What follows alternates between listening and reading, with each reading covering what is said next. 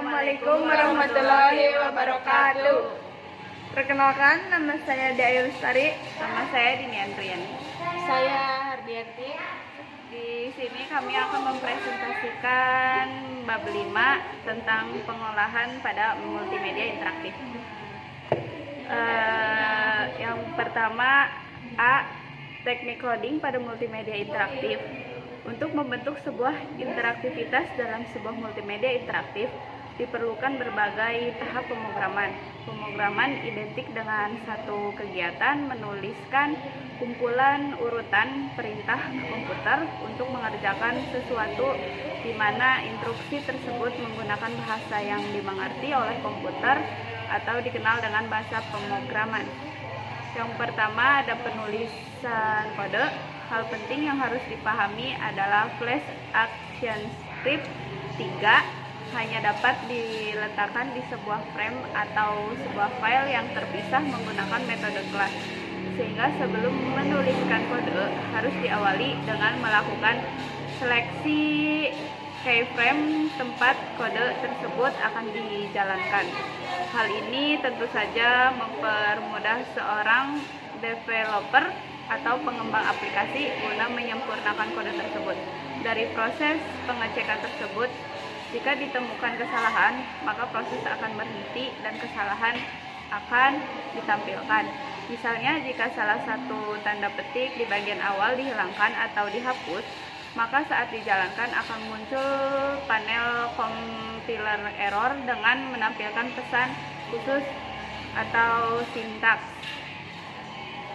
Yang kedua yaitu sintaks. Sintaks meliputi simbol, kode, dan fungsi yang dapat digunakan serta bagaimana menggunakannya dalam sebuah struktur kode pemrograman. Beberapa aturan dasar dalam penulisan AS3 adalah sebagai berikut.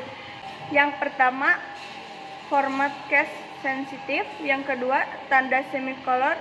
Yang ketiga, tanda kurung. Yang keempat, tanda kode blok.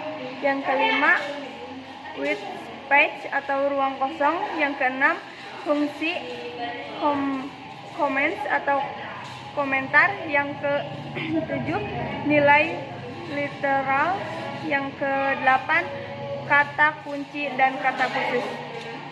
Yang ketiga yaitu variable declaration, ada 4. Yang pertama standar pengaturan, yang kedua mendeklarasikan, yang ketiga constants, yang keempat data type atau jenis data.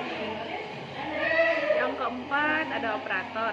Operator ditujukan dalam simbol-simbol yang digunakan pada operasi matematika seperti peranda, pengurangan, penjumlahan, pembagian, sama dengan, dan sebagainya.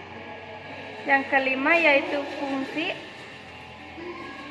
Sebuah fungsi baru akan dijalankan jika fungsi tersebut dipanggil atau diaktifkan. Dalam hal ini, function atau fungsi terdiri dari suatu ataupun beberapa baris kode dalam suatu blok dengan tujuan menyederhanakan suatu operasi sehingga dapat digunakan beberapa kali. Oleh sebab itu, mendefinisikan sebuah fungsi dalam ActionScript 3.0 dalam kurung AS3 memiliki beberapa pengaturan.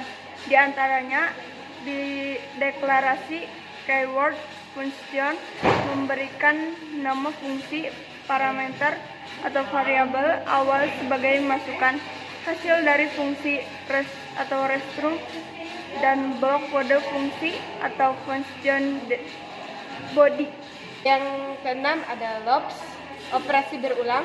Secara umum fungsi loops dalam AS3 dikategorikan menjadi for, while, and do while. Loops dapat didefinisikan sebagai jenis blok kode yang dijalankan secara terus-menerus sampai kondisi yang ditentukan terpenuhi. Yang ketujuh, istirahat dan lanjutkan. Break dan continue digunakan untuk menginterupsi sebuah operasi berulang atau loop. Break digunakan untuk menghentikan operasi berulang ketika suatu kondisi dalam blok terpenuhi. Yang kedelapan yaitu bersyarat jika seleksi kondisi digunakan untuk mengontrol alur program. Analoginya mirip seperti fungsi rambu lalu lintas di jalan raya. Kapan kendaraan diperbolehkan dan kapan harus berhenti di alur oleh rambu tersebut. Sama seperti pada seleksi kondisi, kapan sebuah blok kode akan dieksekusi juga dikontrol. Kondisi IF dikategorikan menjadi kondisi IF, kondisi IF LC, dan kondisi IF LC IF. 9. Saklar bersyarat. Switch merupakan seleksi kondisi yang sifatnya fokus pada satu variabel, lalu kemudian dicek nilainya. Kondisi switch digunakan ketika dijumpai beberapa kondisi berbeda-beda. Dan yang ke-10 arah.